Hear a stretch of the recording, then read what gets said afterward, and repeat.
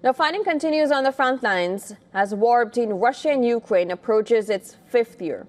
Ukraine is carrying out strikes deep inside Russian territory while Moscow persists in targeting Kyiv's critical infrastructure. The cycle of attacks and counterattacks show no signs of slowing down. Our next report brings you the full story. Ukraine is striking deep within Russian territory. Drones have hit a strategic military facility located in the heart of Russia's Udmurt Republic. The target has been identified as a key Russian state-owned missile factory. The strike is the latest example of how Ukraine has intensified its operations against Russia. Kyiv also said it used Flamingo missiles to target Moscow's ballistic missile production, and pre-dawn drone attacks destroyed 3 Tor M1 air defense systems. Each system is estimated to cost $75 million. All of the air defense systems were situated in the Russia-occupied Zaporizhzhia region. The strikes come just days before the 4th anniversary of the Russian invasion, and Ukraine's President Volodymyr Zelensky has said that his country is not losing the war.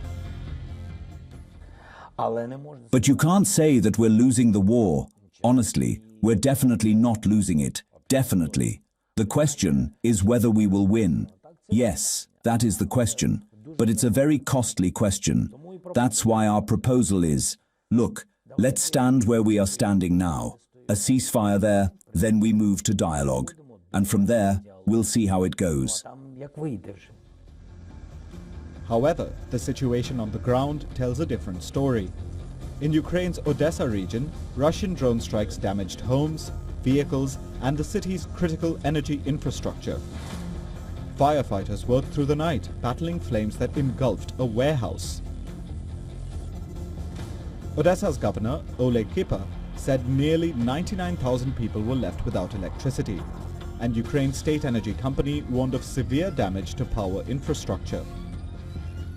Despite Zelensky's defiance about battlefield realities, the Ukrainian president has revealed that Kyiv is facing unprecedented diplomatic heat from both Washington and Moscow. US officials say that proposals were made for a joint Russian-Ukrainian civilian administration to run a demilitarized zone in the Donbass. But Kyiv has rejected the Donbass proposal, calling it unrealistic and unacceptable. Ukraine's eastern region remains split, as Russia controls nearly all of Luhansk and Ukraine only holds about 1/5 of Donetsk. On the front line, the fighting goes on without any signs of letting up.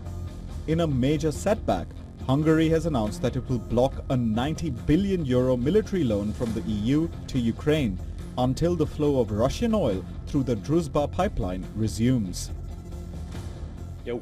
That is why I would like to announce that as long as Ukraine blocks the operation of the oil pipeline, as long as Ukraine blocks the Druzhba oil pipeline, as long as Ukraine blocks the resumption of oil supplies to Hungary, Hungary will block European Union decisions that are important and favorable for Ukraine. The pipeline has been interrupted since January 27th after it was damaged in a drone attack. Both Hungary and Slovakia accuse Ukraine of deliberately holding back oil supplies. Kyiv has denied the accusation. On the battlefield, strikes and counterstrikes continue. In Ukrainian cities and deep inside Russia, civilians face damage, blackouts, and uncertainty. The battle for the Donbass and the attacks in Russia show that this war is far from over. Bureau Report, WION. World is one.